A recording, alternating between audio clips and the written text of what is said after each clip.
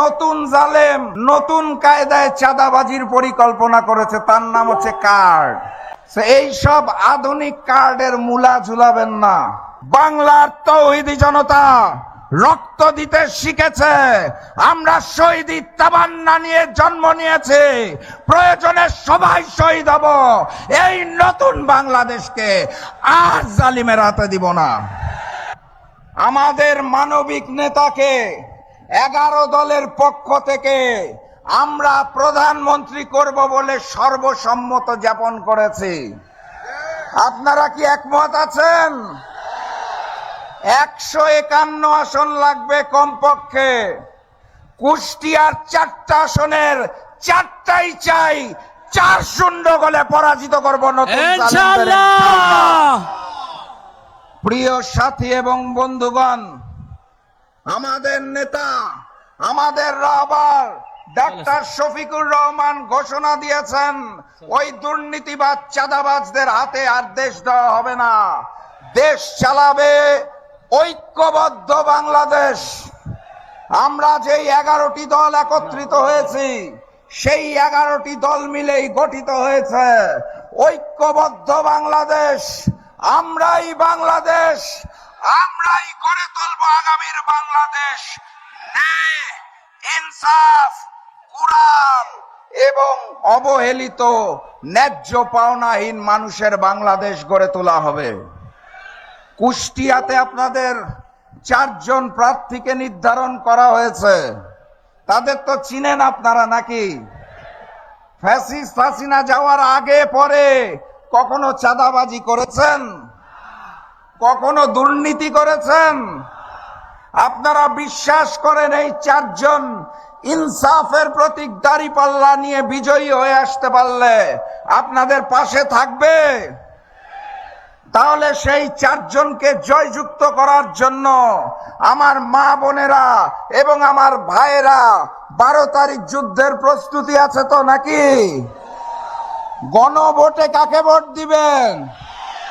গণভোটে, গণভোটে, গণভোটে।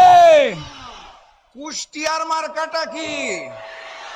কুষ্টিয়া 1, কুষ্টিয়া 2, কুষ্টিয়া 3, কুষ্টিয়া 4। ঐক্যবদ্ধ বাংলাদেশ। সবাই মিলে ইনশাআল্লাহ শফিকুর রহমানের, আমাদের মজলুমের জনতা।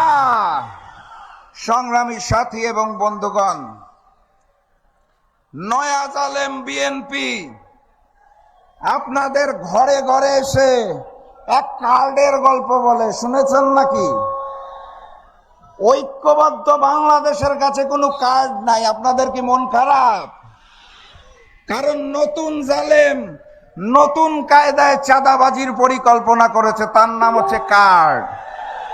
ফ্যাসিস্ট শেখ হাসিনা বলেছিল 10 টাকা কেজিতে চাল দিব, 5 টাকায় ডাল দিব, ঘরে ঘরে চাকরি দিব। মনে আছে আপনাদের? 10 টাকা কেজিতে চাল পেয়েছিলেন, 5 টাকার ডাল, ঘরে ঘরে চাকরি। লন্ডন থেকে এসেছে তো 10 টাকার চালের জায়গায় আধুনিক কার্ডের ব্যবস্থা করেছে। কার্ডের যে মূলা ঝুলানো হয়েছে, কার্ড না হয় দিবেন, সেই কার্ডের জন্য প্রতি ঘর থেকে আবার কত টাকা চাঁদা তুলবেন সেটা তো বলেন নাই। এই সব আধুনিক কার্ডের মূলা ঝুলাবেন না। বাস্তবসম্মত কথা বলুন। যদি মনে করেন আগামীর বাংলাদেশ গড়ে তোলার জন্য কাঁধে কাঁধ মিলিয়ে আমরা একসাথে কাজ করতে রাজি আছি, তাহলে আমি বিএনপিকেও আমন্ত্রণ জানাবো। ডাক্তার শফিকুর রহমান প্রধানমন্ত্রী হওয়ার পরে আপনারা আসুন, ডাক্তার শফিকুর রহমানকে প্রধানমন্ত্রী মেনে নিয়ে আমরা একসাথে দেশ গড়ে তুলি।